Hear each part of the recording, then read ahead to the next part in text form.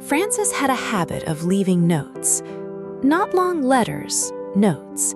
Small, folded pieces of paper written in the neat, careful handwriting she had developed as a child and never lost. Notes she tucked into places she knew would be found. Inside a packed lunch, slipped under a glass, folded into a coat pocket, left beneath a mug. She never signed them. She never expected a reply. She wrote them and left them, the way you plant something without knowing exactly what will grow. Her daughter Kate, 42, had grown up finding these notes all over the house. As a child, she had found them amusing, those short phrases, sometimes without obvious context, that her mother scattered like breadcrumbs of something she couldn't quite name. You are braver than you feel right now. This day will end, and you'll still be here. Someone in this house loves you exactly as you are. Kate would read them, fold them back up, and drop them into a shoebox she kept under her bed. Not because she thought they were particularly important, but throwing them away didn't feel right either. The relationship between Kate and Frances had never been simple. It wasn't a bad relationship. There was love there, genuine and real. But there was also a distance that neither of them quite knew how to cross. Frances was a woman of few spoken words, expressive in gesture, in care, in presence, but constrained when it came to saying things directly. Kate had grown up wanting more conversation, more explanation, more of the closeness she saw in other families, and that in her own existed in a different form, quieter, that she didn't always know how to recognize as love. Frances loved by having dinner ready before anyone asked, by ironing Kate's school clothes and leaving them folded on the chair, by appearing in the night when Kate had a fever. No fuss, just a cool hand on her forehead and a glass of water on the bedside table. But Kate wanted to hear it. She wanted her mother to say with words what she seemed to carry in her whole body. She wanted more direct questions, longer embraces, conversations that didn't always trail off into silence over cooling tea. And because she didn't receive it in the form she expected, she often confused quietness with distance. There were difficult years, disagreements left unresolved, words not said that took up the space the said ones might have filled. Frances kept leaving notes. Kate kept putting them in the shoebox without reading them carefully. Sometimes she read only the first line before folding them again. Sometimes, she sighed, not unkindly, but with the impatience of someone who wanted a conversation and had received a sentence instead. Once, when she was 17, after an argument neither of them knew how to finish, Kate found a note tucked beneath her breakfast plate. I am not angry in the way you think. I am afraid of losing the parts of you I don't know how to reach. Kate had read it quickly, cheeks still hot from the night before, and pushed it into her pocket without answering. At that age, she had not known what to do with a mother who could write tenderness more easily than she could speak it across the table. Years later, that memory would return to her with a force she was not prepared for. But at the time, it had simply become another folded note, another small paper carrying more feeling than Kate had known how to receive.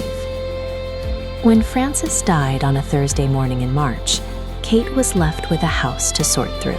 It was a slow and painful process, not only because of the loss, but because of what each open drawer, each revisited cupboard, each object found unexpectedly revealed about a person she had lived alongside for decades, and realized, with a quiet shock, she had known less well than she thought.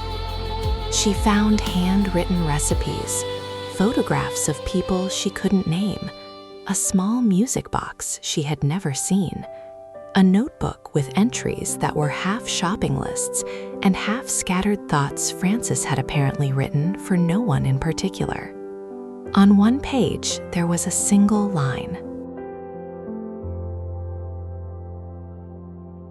Kate left for school this morning without saying much. and my heart went with her all the way down the road. Kate stood very still in front of that line. She read it once, then again. Then she sat on the edge of the bed, holding the notebook as though she had just heard her mother speak from somewhere both very far away and very close. Frances had noticed. She had always noticed. Perhaps she hadn't known how to ask, how to press, how to reach in the way Kate had needed, but she had seen. And then Kate found the shoebox, her own shoebox, the one she had kept under her bed as a teenager and then completely forgotten. It was at the back of Frances's wardrobe, wrapped in a piece of clean fabric as though it had been stored with care. Kate looked at it for a long moment before opening it. Inside were the notes, all of them, not only the ones she remembered. There were many more, notes she hadn't kept, had thrown away or lost or simply not noticed, that Frances had rewritten from memory and stored herself, as though she had wanted to preserve the record of everything she had tried to say to her daughter across the years. Kate began to read. She read slowly, in roughly the order they had been written, traceable by the handwriting, which had changed slightly over the decades, becoming a little less steady toward the more recent ones. And there, on a quiet afternoon, sitting on the floor of her mother's bedroom with the shoebox in her lap, Kate began to understand. Each note had been written at a specific moment. She started to recognize them. This one was when I failed my driving test. This one was when the relationship ended. This one was when I was struggling at work and hadn't told anyone. Frances had seen. She had always seen. She just hadn't known how to say it any other way. You don't need to have it all figured out to be loved here. This one had appeared the week Kate had come home after losing a job and hadn't told her mother why.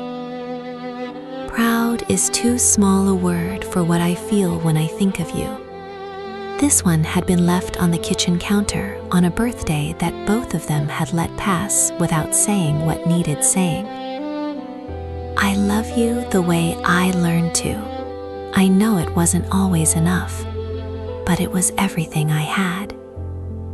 This was the most recent, the handwriting slightly less steady, folded differently from the others, as though it had been folded and unfolded several times before being put away. Kate held that one for a long time. There was something almost unbearable about its plain honesty. It wasn't a perfect declaration.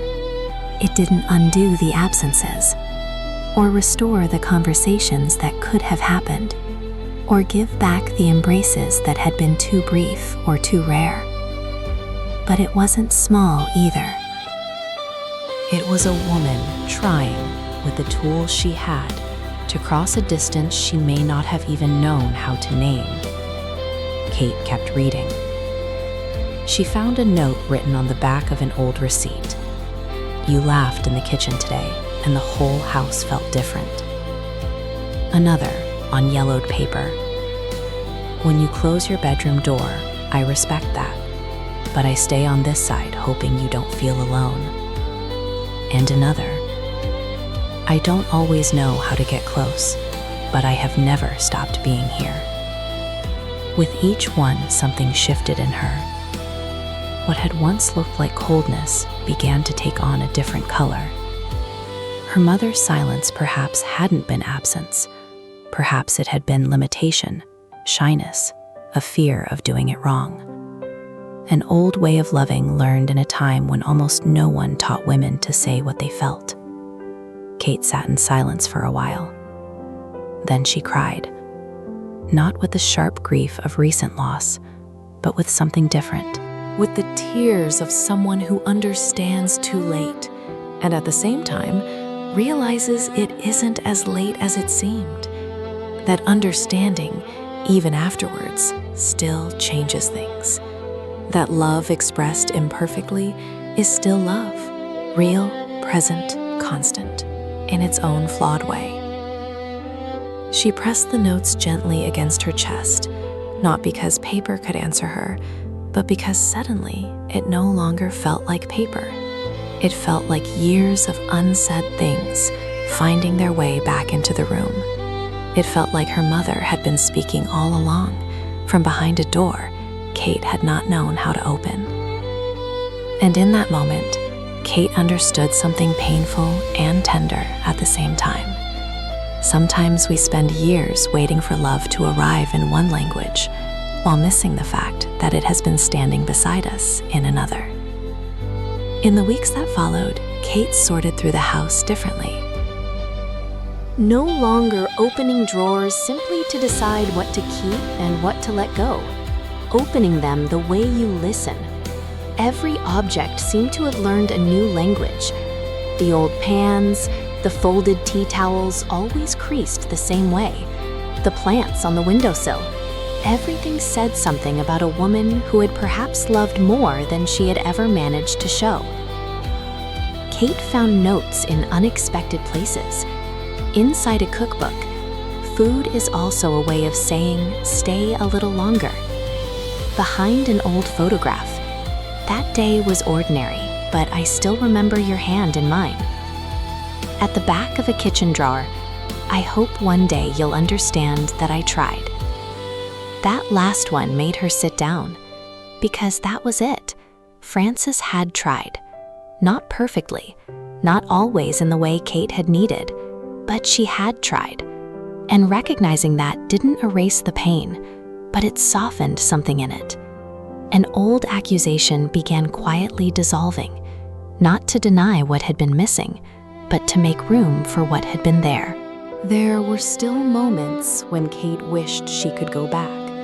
Not to change everything, perhaps that was too much to ask of any life, but to pause in one ordinary afternoon, sit across from her mother, and say, I see it now. I see what you were trying to give me. But life did not offer that kind of return. It offered something quieter, the chance to carry forward what had finally been understood. Kate has the shoebox at home now. It sits on the desk in her bedroom, not stored away, not hidden, visible, as memory and as presence. Sometimes she opens it and reads one note, not all at once, one at a time when she needs to, when the missing becomes stronger, when a day is heavy, when she needs to hear a voice she can no longer hear any other way. And she thinks of her mother, not with the grief of the distance that existed, but with the understanding of someone who has finally learned the translation, that love speaks in many languages, that some people love in folded notes left under cups, that this is no less real than words spoken aloud. It is simply different. And different, Kate has come to understand, does not mean absent. Now, when someone she loves is going through something hard, Kate sometimes writes too, not because she has become her mother, but because she has finally understood the gesture. She writes little, a sentence, two at most, folds the paper, and leaves it somewhere they'll find it. The first time she did it, it was for her own daughter, who had come home quiet after a difficult day and gone straight to her room. Kate stood in the hallway for a moment, feeling the old ache of not knowing whether to knock or wait. Then she went to the kitchen, tore a small piece from the corner of a notepad, and wrote, "You don't have to talk before you're ready, but you don't have to be alone either." She left it outside the bedroom door with a glass of water. And as she walked away, Kate felt something in her soften, not healed completely, not made simple, but continued. Every time she writes now, she feels as though Frances is still teaching her, not through absence anymore, through continuation. Maybe you already knew this somewhere deep inside you. You just needed to hear it.